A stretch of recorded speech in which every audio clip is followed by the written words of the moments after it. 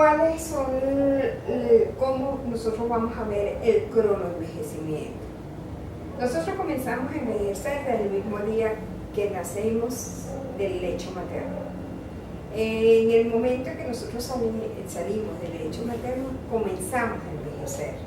Por eso es que cuando nosotros llegamos a la edad adulta, pues siempre vamos a tener más o menos las mismas características. Pero el niño comienza a variar sus características a través del tiempo hasta llegar a una etapa en la cual el metabolismo celular o la regeneración celular se enlentece y mantenemos nuestra estructura más o menos estable. Se habla de envejecimiento senescencia a un conjunto de modificaciones desde el punto de vista morfológicas y fisiológicas que aparecen como consecuencia de la acción del tiempo sobre los seres humanos. Esto ocurre en cualquier ser vivo, no solamente en los humanos. Esta disminución en las modificaciones morfológicas y fisiológicas nos hablan de una disminución en la capacidad de adaptación a todas las injurias o todos los agentes o noxas que pueden incidir en un individuo o en un ser vivo. Desde hace muchos años el envejecimiento siempre ha sido un tema de preocupación. Desde hace, por ejemplo, siempre se ha tenido Cleopatra, siempre estuvo pendiente de buscar todo aquello que disminuyera físicamente el envejecimiento. Se ha estado buscando la fórmula para la vida eterna, donde la vida eterna nos habla de que queremos disminuir este proceso de envejecimiento o de senescencia. El envejecimiento es un fenómeno multifuncional y multifactorial. Afecta tanto a múltiples órganos como también es producido por múltiples factores. No solamente son los factores intrínsecos, en donde hay una alteración de las moléculas de todos los sistemas fisiológicos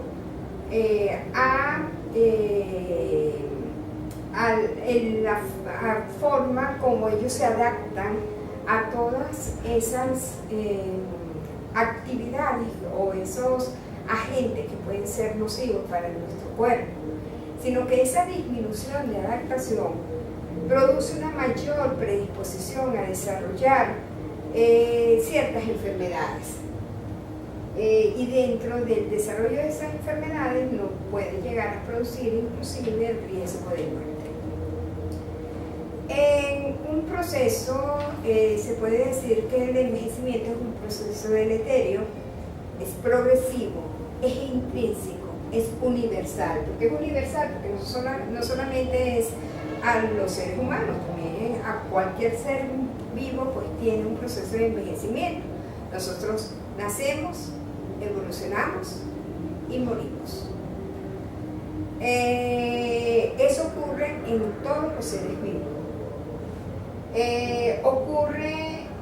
Hay una interacción entre la parte genética del individuo y el medio ambiente. O sea que no solamente va a ser por los agentes externos que nos vamos a envejecer, sino también hay una carga genética que nos puede a nosotros decir cómo es ese proceso de adaptación que podemos tener durante toda la vida.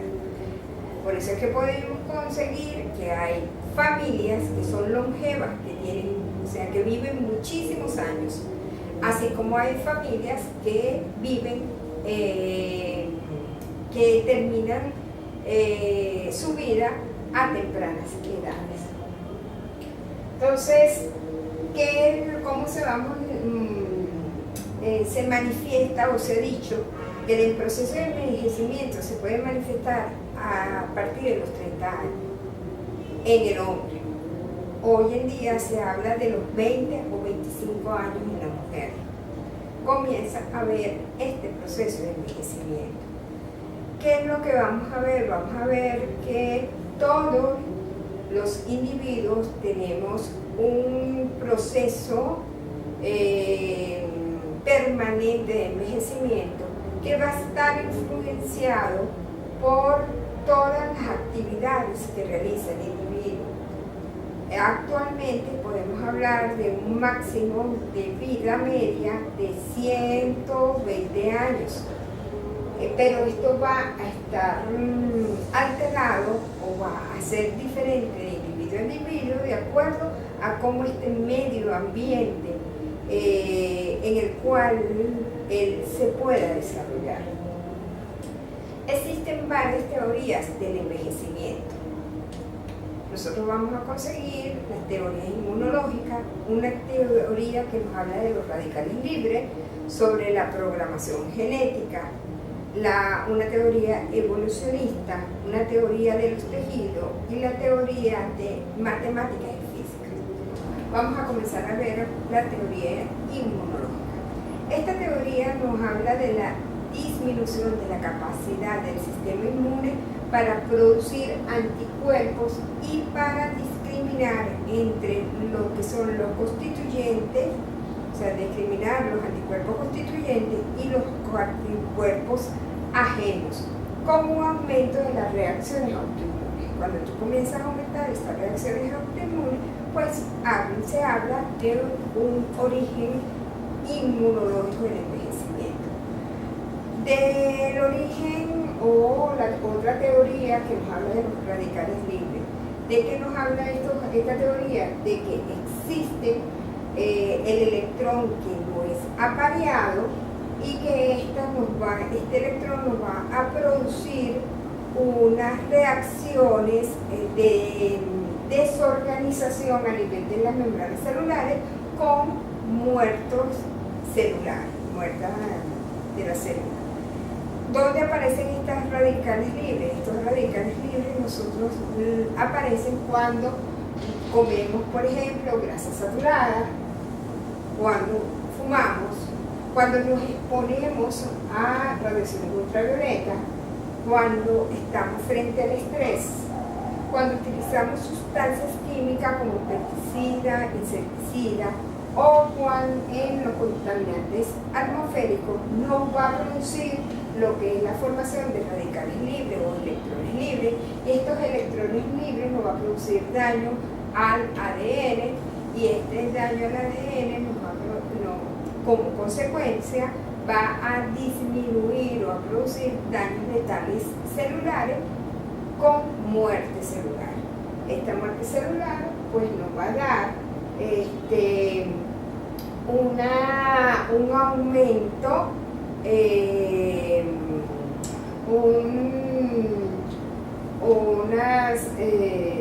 nos va a dar unos desechos que se llaman lipofuncina y son las que nos va a producir unos pigmentos endógenos que se van a acumular a nivel de las células que no se dividen, como son las neuronas, las células musculares y las cardíacas, y este acúmulo de este pigmento, que es lipofuncina, pues lo que nos va a dar que con el tiempo aparezcan trastornos a nivel de estos órganos, produciéndonos a nivel de las neuronas, pues un déficit neuronal a nivel de las células musculares, nos va a producir dolor, artrosis, a nivel de las células óseas, y nos va a producir a nivel del corazón o de las células cardíacas infartos.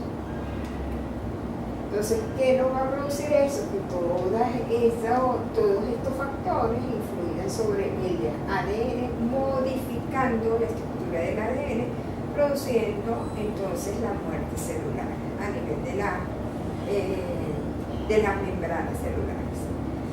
Sobre la programación genética, que es otra de las teorías, esta teoría nos habla de que existe un programa ya diseñado genéticamente, que pasa de una generación a otra de generación, y estas instrucciones que están contenidas en el ADN lo que nos van a decir cuál va a ser el desarrollo que nosotros vamos a tener durante toda la vida, siendo ese desarrollo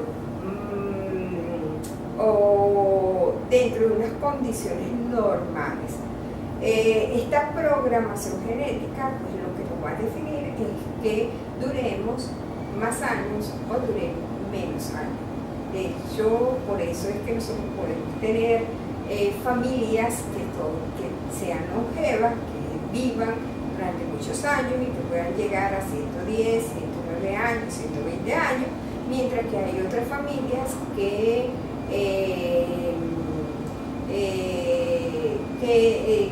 en donde el envejecimiento se hace más precozmente y vamos a conseguir familias que a los 50 años, 60 años van desapareciendo.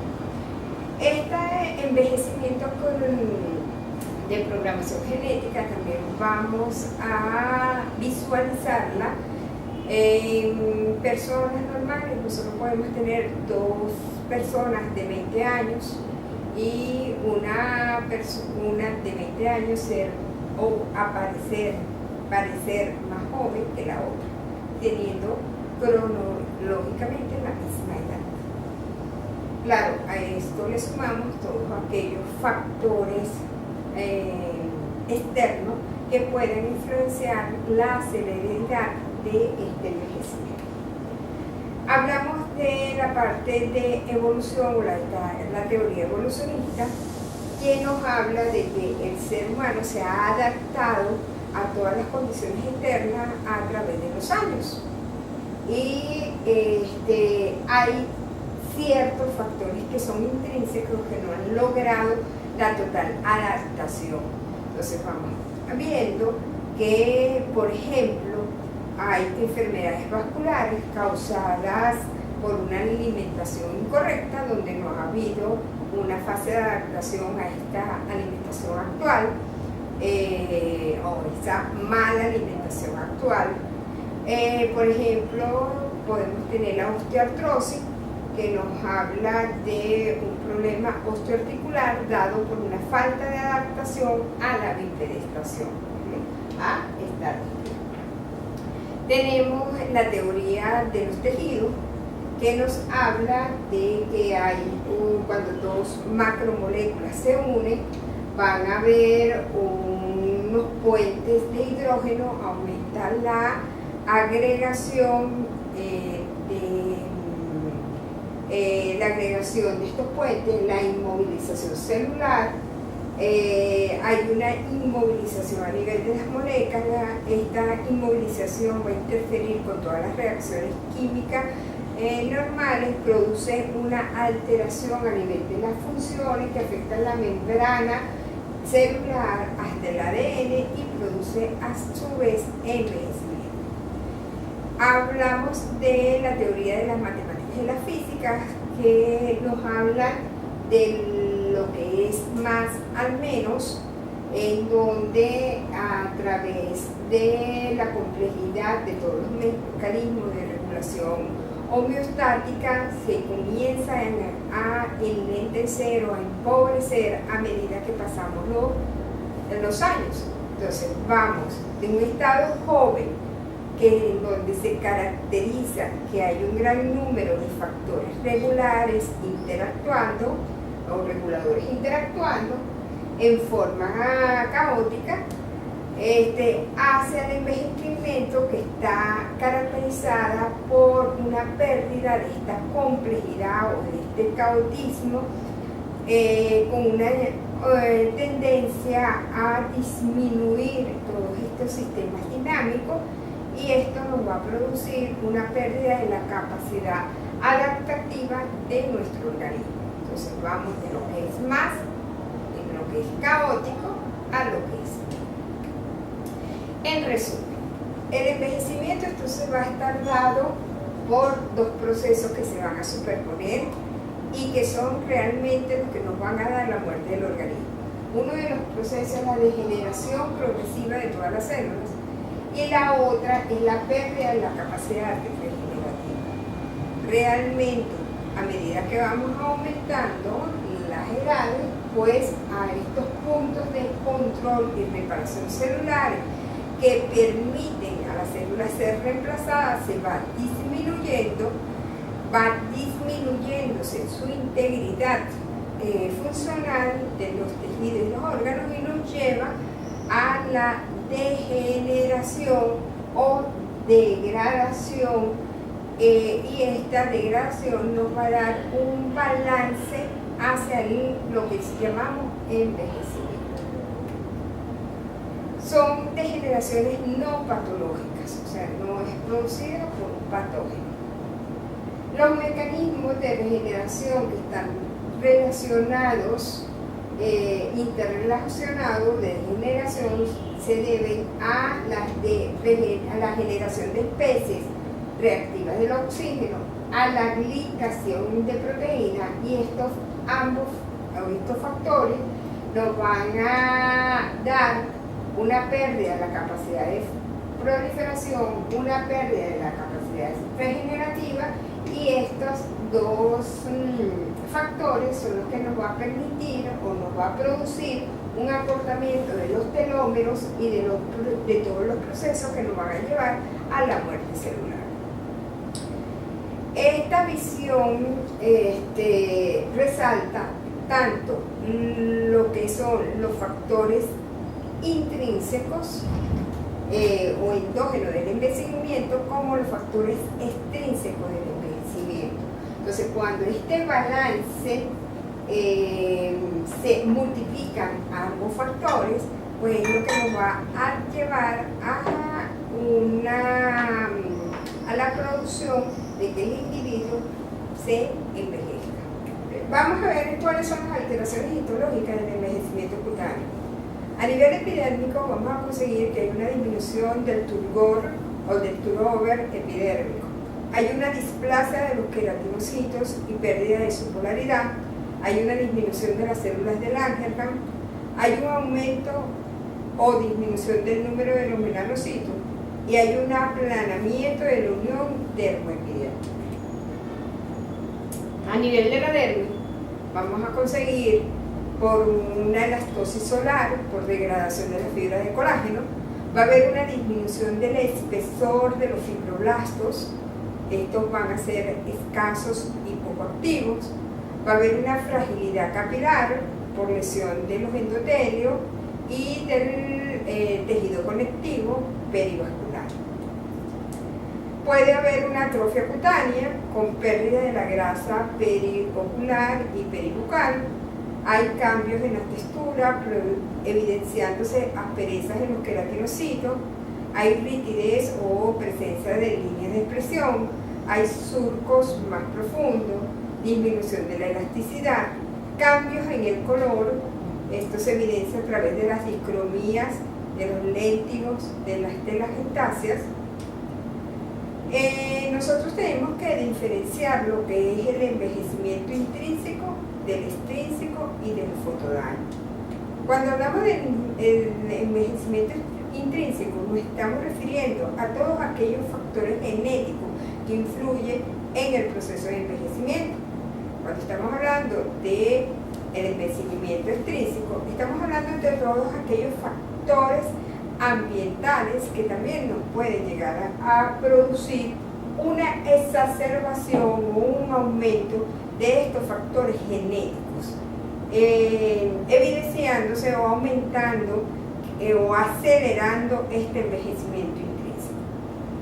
El envejecimiento intrínseco, pues nosotros lo podemos evidenciar aproximadamente entre los 30 y los 35 años, aunque hoy en día se habla de que a partir de los 25 años ya podemos conseguir un envejecimiento intrínseco. La piel nosotros se caracteriza por presentar una piel fina, frágil, inelástica. Hay pérdida gradual de los vasos sanguíneos, del colágeno, del tejido graso, de las fibras elásticas como tal.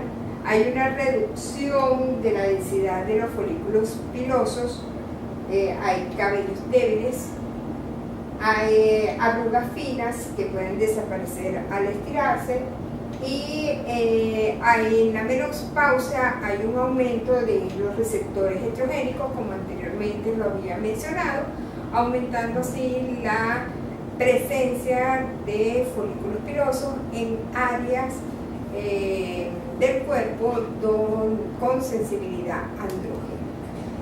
A nivel de los factores extrínsecos, estos factores extrínsecos son aquellos que pueden aumentar la presencia o acelerar el proceso de envejecimiento intrínseco, y está dado por la exposición a calor, a productos químicos, al tabaquismo, los rayos ultravioleta, y vamos a evidenciar una elastosis, una pigmentación irregular o unas discromías, desecamiento térmico de las ectasias, arrugas peribucales, y puede inclusive haber tumoraciones en la piel. Hay presencia de arrugas profundas que solamente son modificadas cuando se realizan tratamientos. De resto no pueden ser modificadas. Cuando nosotros hablamos de fotoenvejecimiento, es la superposición de todos estos cambios cronológicos que van a ser inducidos por la radiación ultravioleta en forma crónica. Cuando nosotros nos exponemos en forma crónica a las radiaciones ultravioletas, pues van a aparecer en fotoenvejecimiento. La radiación ultravioleta nos van a producir o va a inducir una formación de oxígeno que van a ser reactivas, van a producir un daño en el DNA o en el ADN. Hay un aumento de las interleuquinas 1 y 6 en los queratinocitos, induce a la formación de la Sumburg cell, estimula la producción de las colagenasas, disminuye la formación de antioxidantes. A nivel de los mecanismos que conlleva a este proceso de fotoenvejecimiento, nos vamos a conseguir que van a haber alteraciones en la membrana y aumento de los radicales libres, ¿okay? Hay un daño mitocondrial. Estos radicales libres nos van a producir una oxidación proteica, y es el que nos va a dar los signos clínicos de este fotodaño. ¿Cuáles son esos signos clínicos del fotodaño? Vamos a conseguir que hay presencia de arrugas. Estas arrugas tienen líneas de expresión muy marcadas, desde el punto de vista lo que llamamos arrugas dinámicas por expresión, junto con una lasitud de los tejidos, formación de arrugas por flacidez y arrugas por gravedad. A nivel de los cardiovasculares, los pequeños vasos que se encuentran a nivel de las dermis pierden la trama de soporte o pierden su elasticidad y producen unas ectasias vasculares con atrofia de las paredes, y esto se traduce en un eritema difuso y en la presencia de telangiectasias y en ocasiones de lago venoso. Hay atrofia o afinamiento con transparencia, una lasitud y una cerosis, y hay una piel adelgazada con una red venosa fácilmente visible. Las fibras elásticas están disminuidas, lo que nos traduce en una laxitud. Cuando nosotros estiramos la piel, pues simplemente no vuelve a su lugar, sino se queda estirada. La piel es seca, rugosa, se presenta agrietada, descamada. Nosotros podemos ver inclusive una piel, lo que se llama una piel cuadriculada. Hay presencia de discromías que son pigmentarias, bien sea melanocíticas o no melanocíticas. Cuando estamos hablando de las melanocíticas, estamos hablando de las félides que aumentan, así como los léntigos actínicos. Y cuando hablamos de las no melanocíticas, son aquellas que están relacionadas con aquellos cambios vasculares, donde hay un eritema, y este eritema pues produce una hiperpigmentación por una pequeña hemosiderosis.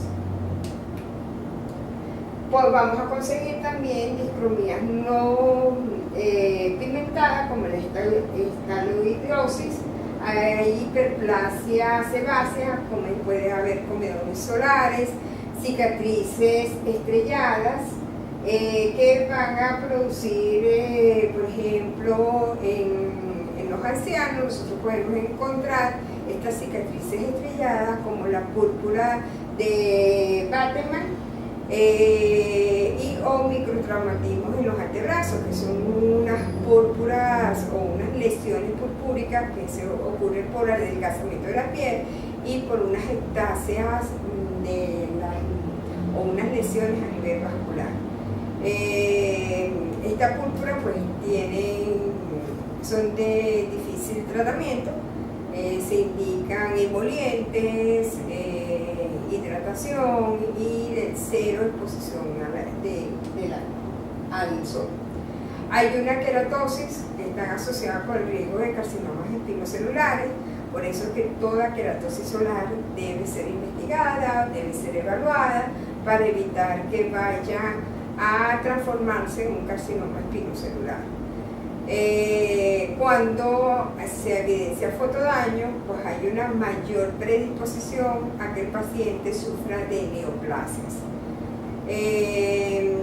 Recordando que la exposición, los daños solares que ocurren nunca son progresivos, son sumatorios.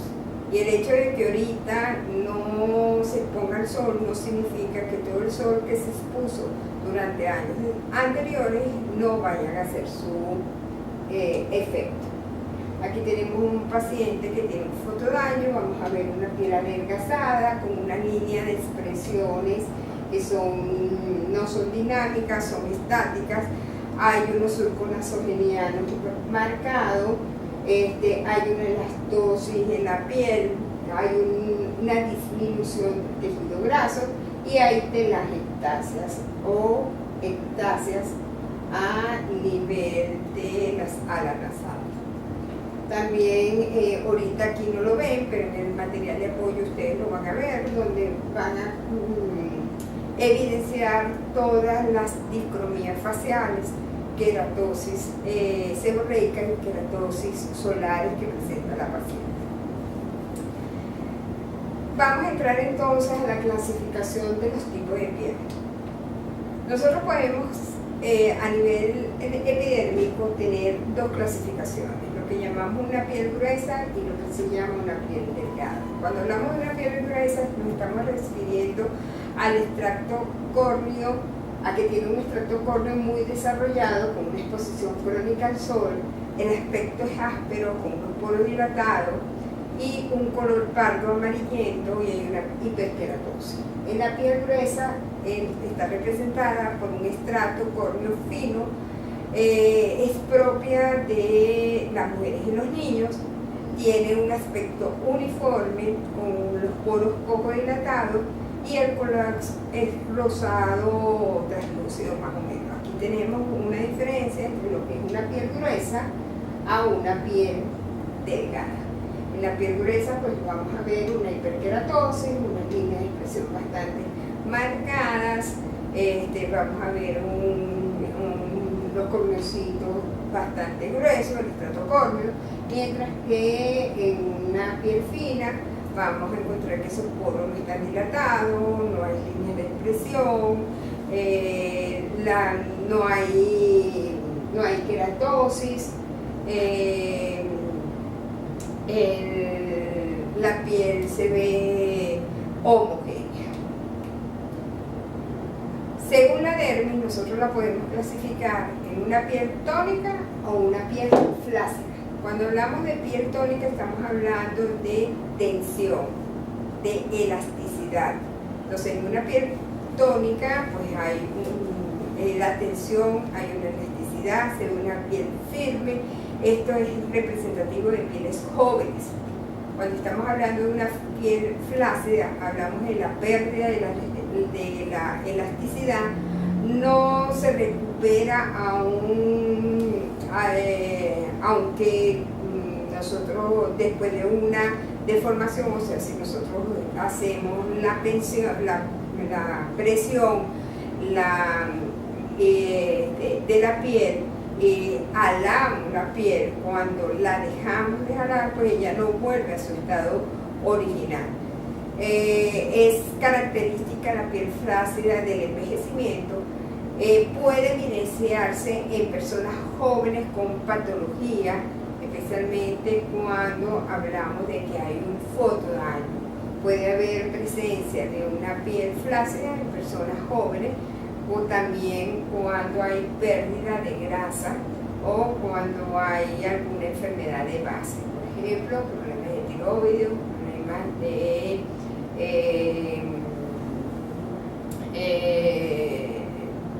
problemas de tiroides o problemas endocrinos de cualquier otra índole, o inclusive una disminución brusca de peso. Según la secreción nosotros estamos hablando de lo que es el manto hidrolipídico que tiene la piel. Según la secreción nosotros podemos tener dos tipos de manto lipídico, bien sea normal o bien sea con tendencia a grasa o bien seca. De acuerdo a la película que recubre el estrato córneo, pues nosotros podemos definir qué tipo de piel nosotros podamos tener. La composición o el tipo de manto hidrolipídico va a depender de varios factores.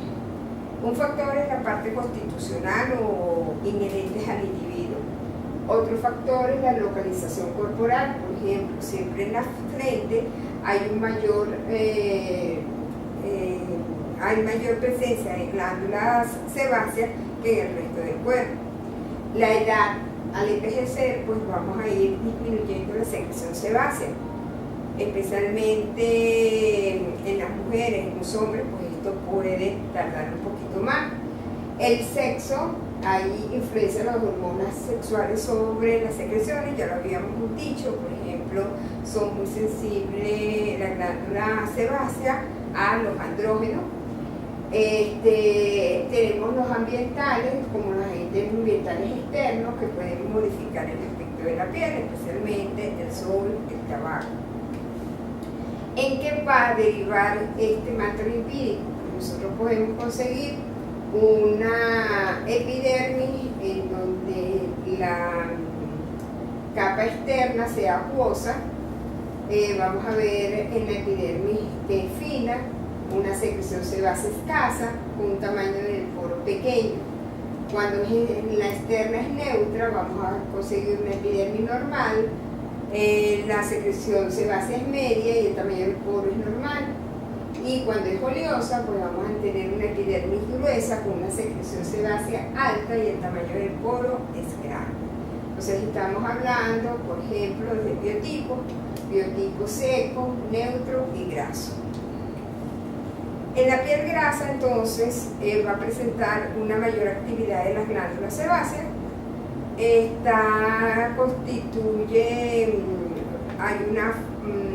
está formada o tiene una gran cantidad de lípidos dentro de su composición. Se distinguen varios tipos de pieles grasas con diferentes características, de acuerdo a, por ejemplo, piel mixta con tendencia a grasa o piel muy grasa, dependiendo del tipo de sebo que pueda tener. Nosotros podemos conseguir dentro de la clasificación de piel grasa lo que es la piel seborreica, la piel deshidratada o la piel asfíctica.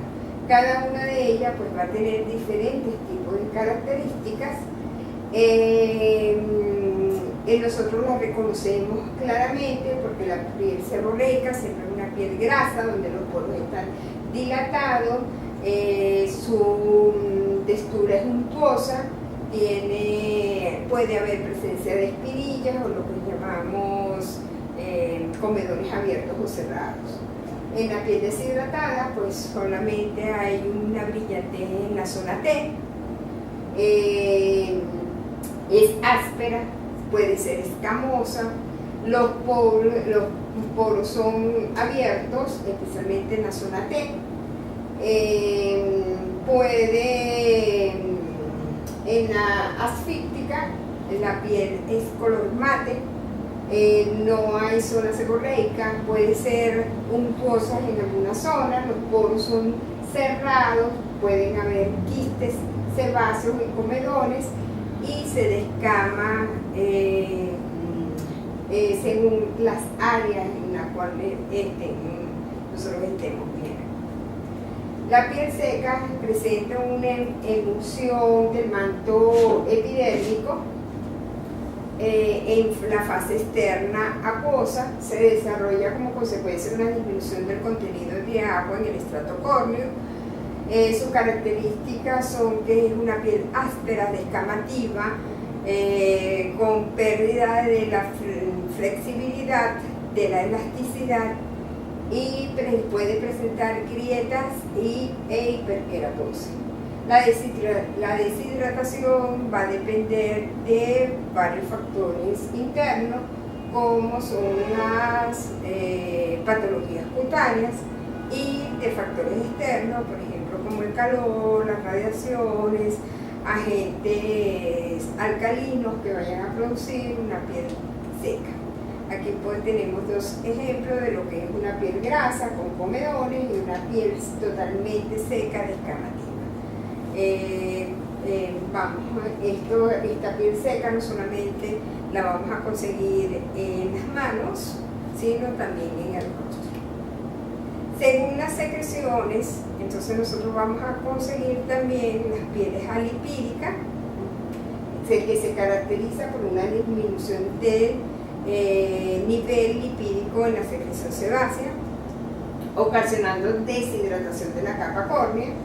Generalmente es una piel de color blanco, con un espesor fino, tiene un aspecto mate, los poros están cerrados, casi imperceptibles a simple vista, tienen un tacto, al tacto es áspero, tiene una fácil descamación y son sensibles a los cambios climáticos.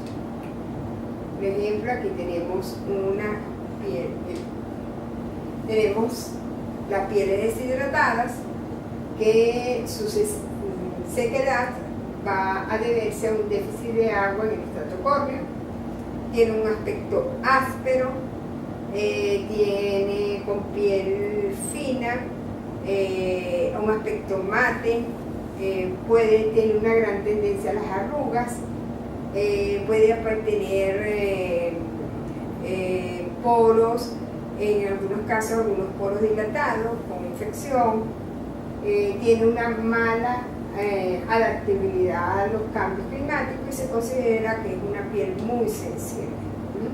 Aquí tenemos una exageración de lo que es una piel seca. Pero también tenemos factores externos que le involucran, no solamente la exposición solar. Aquí vemos que es una paciente que tiene hábitos tabáquicos acentuados. Tenemos lo que es la piel normal, que es aquella cuyo manto hidrolipídico tiene una cantidad equilibrada entre lo que es agua, la parte oleosa y la parte acuosa.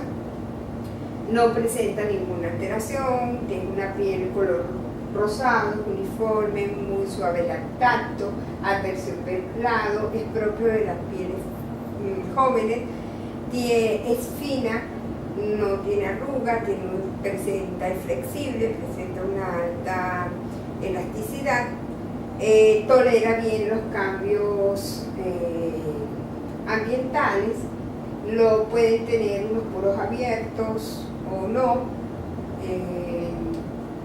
es una piel con esta característica. La piel joven, donde no se evidencian los poros, no hay ningún daño a nivel cutáneo.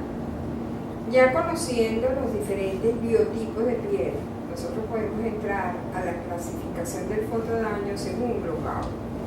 Brogau lo clasifica en leve, moderado y severo.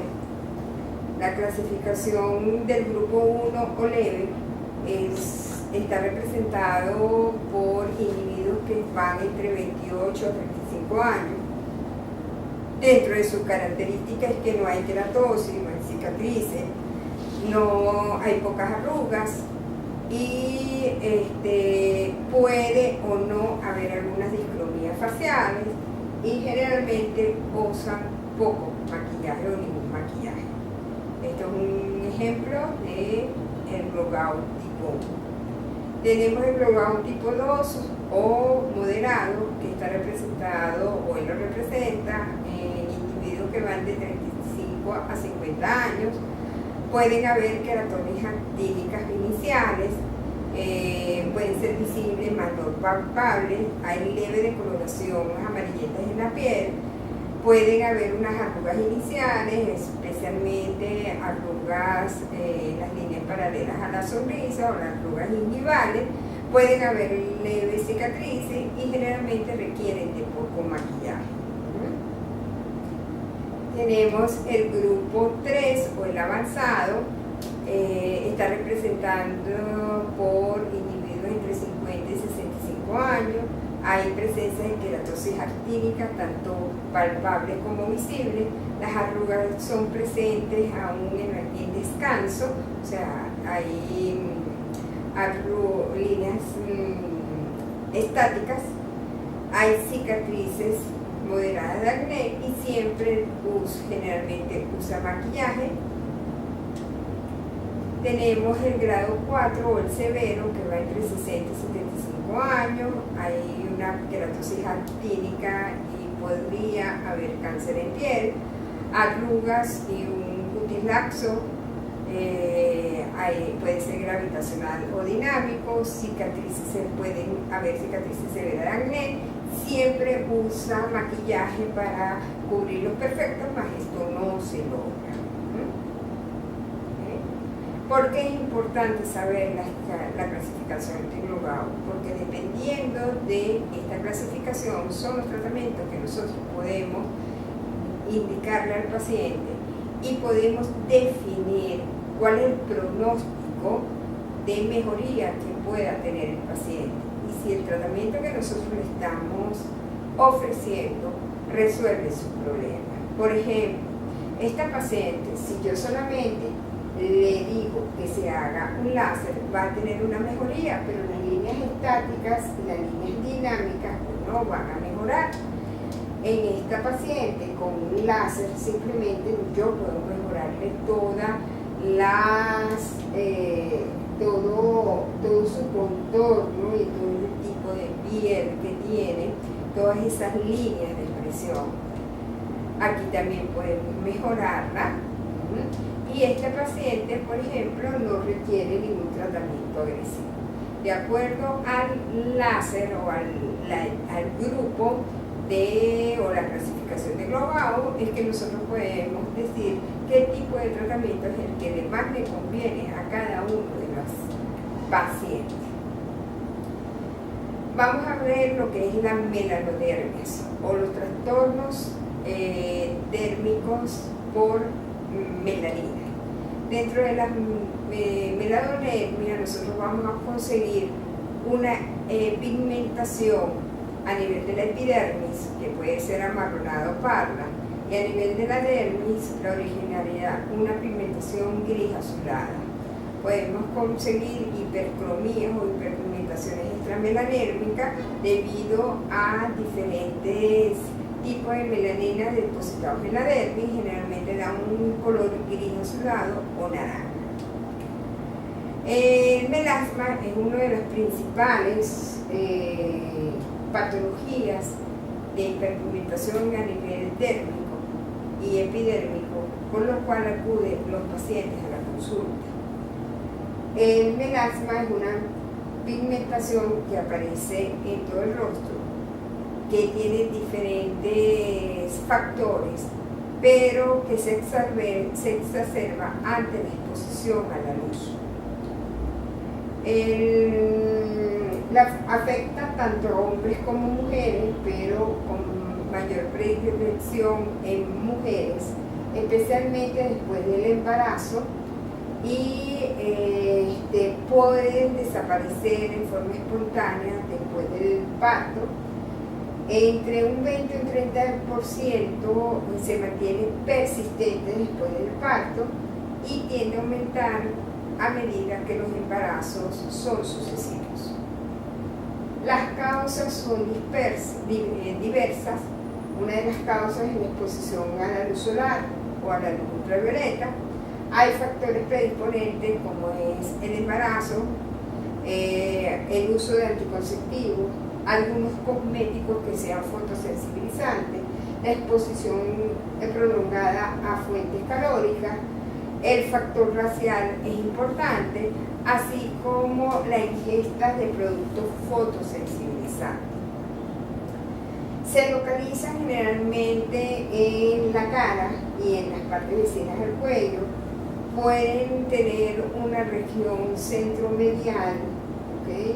O que aparece en la región frontal, principalmente a nivel supraciliar, en el dorso de la nariz, en las regiones palares, en la región supralabial. El melasma generalmente respeta los párpados.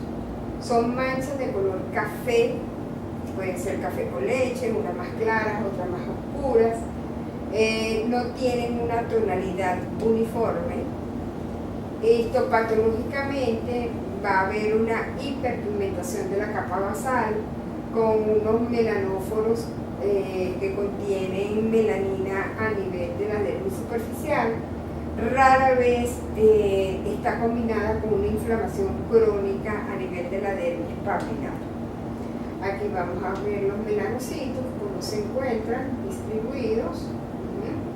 Y miren toda la melanina que tiene dispersa a nivel de la dermis. Esto es un corte de piel. Todos estos punticos marrones, pues simplemente es melanina. Se pueden clasificar según la luz ultravioleta o la lámpara de Wood. La podemos clasificar en epidérmicas o dérmicas. ¿Cuándo decimos que un melasma es epidérmico? Cuando aumenta el contraste del color. ¿Okay? Cuando hay un aumento del contraste del color, nosotros vamos a decir que es epidérmico. Hay un aumento en la capa basal de melanina y en las capas córneas. Y es la que mejor responde a los tratamientos. Simplemente con utilizar bloqueador solar nosotros podemos mejorar un melasma epidérmico. El melasma dérmico es cuando no hay contraste de color ante la presencia de la lámpara de Wood. Hay aumento de los melanáfogos en la dermis superficial y profunda, tienen difícil tratamiento o resolución con cualquiera de los tratamientos. Tenemos las mixtas, en la cual puede haber tanto un componente dérmico como un componente epidérmico. Cuando son mixtas, pues el componente epidérmico va a tener una mejor resolución del cuadro clínico ante los tratamientos, pero el componente dérmico le va a costar ser eliminado. Aquí podemos tener la presencia de melasma. Vieron que es centromedial, respeta los párpados, generalmente toma lo que es la región frontal, el ala nasal y todo el área peribucal. Aquí tenemos otro melasma. Aquí en el área frontal está libre, pero vieron que tiene el área malar y el área nasal tomada. Pero respeta los párpados. Aquí también tenemos un inicio de melasma, respeta, tiene el área malar, el área nasal y el área bucal tomada. Aquí tenemos otro melasma. Vamos a ver que tiene no solamente la parte medial, tiene también la parte lateral, tanto de un lado como del otro. El tratamiento del melasma es complicado, es un tratamiento multifactorial. No solamente se utilizan retinoides inhibidores de la melanina, puede utilizar pantallas solares, sino también puede ser utilizado el láser. El problema del melasma es que el paciente trata siempre de buscar una cura definitiva. Yo le digo a los pacientes que el melasma es una patología de hiperpigmentación de la piel que se parece a la hipertensión arterial, que se parece a la diabetes. Es una patología dérmica que se controla, pero que no se cura, ya que las células de la melanina la melanina son células que contienen memoria, y ante la exposición al sol o cualquier agente agresivo, su memoria va a traducir como un aumento en la secreción de la melanina. Por lo tanto, el paciente, si lo tenemos en tratamiento, puede bajar la intensidad de la hiperpigmentación, pero si se vuelve a exponer al sol, los melanocitos van a tener su información dentro de sus células y van a comenzar entonces a producir mayor cantidad de melanina y vuelve otra vez a aparecer el melasma. Otra de las patologías de hiperpigmentación relacionadas con los melanocitos es el léntigo. El léntigo nosotros lo podemos clasificar en simple o juvenil, donde hay una mácula marrón o parduzca de 1 a 5 milímetros, puede presentarse en cualquier parte de la superficie cutánea, generalmente aparece a los 3 años y puede remitir espontáneamente alrededor de los 30 años. Histopatológicamente, a diferencia de un nevus o un lunar, que tienen agrupaciones de células melanocíticas, en este caso no es agrupación de las células, es un incremento en el número de melanocitos por una hiperplasia. Aquí vamos a tener una línea de melanocitos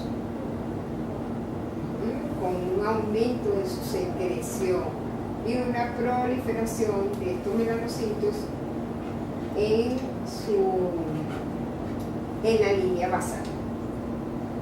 Aquí tenemos algunos lénticos.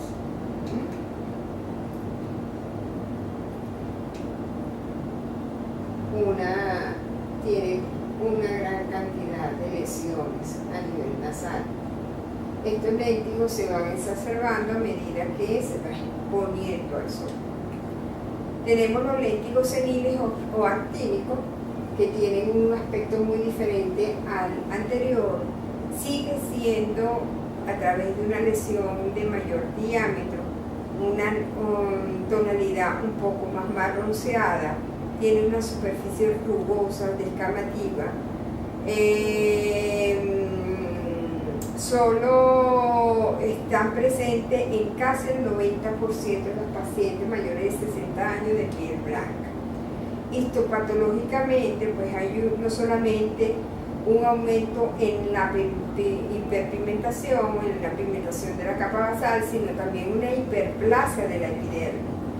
Hay un aumento de los números de los melanocitos y no hay atipia. Aquí vamos a ver cómo se presenta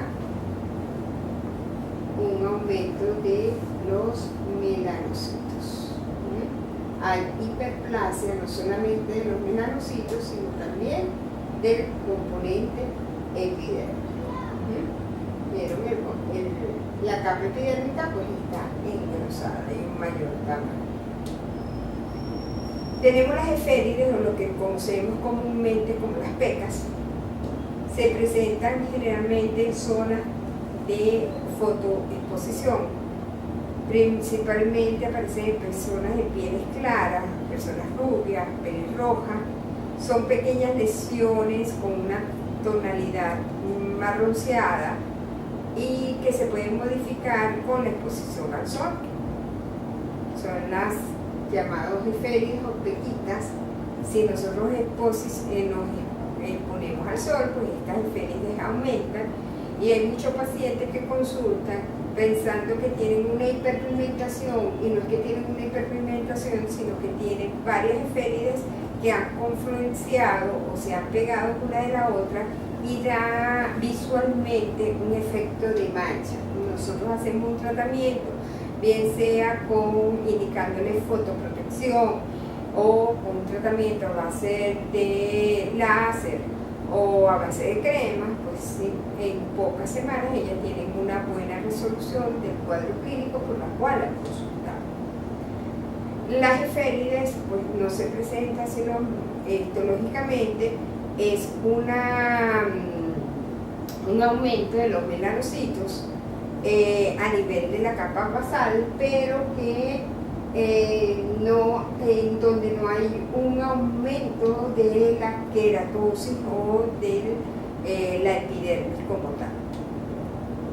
El tratamiento para las lesiones melanocíticas y no melanocíticas están representadas a través de agentes despigmentantes como son la hidroquinona, el ácido acelaico, como el N-acetil-4 cistaminofenol, los esteroides tópicos, retinoides tópicos, los agentes blanqueantes. Van a depender del tipo de patología para nosotros utilizar entonces el tratamiento. Dentro de los tratamientos nosotros podemos tener tratamientos físicos como es el láser, como es la microdermabrasión, tratamientos químicos a través de los peeling, una fotoprotección. El láser es considerado ya como un tratamiento físico.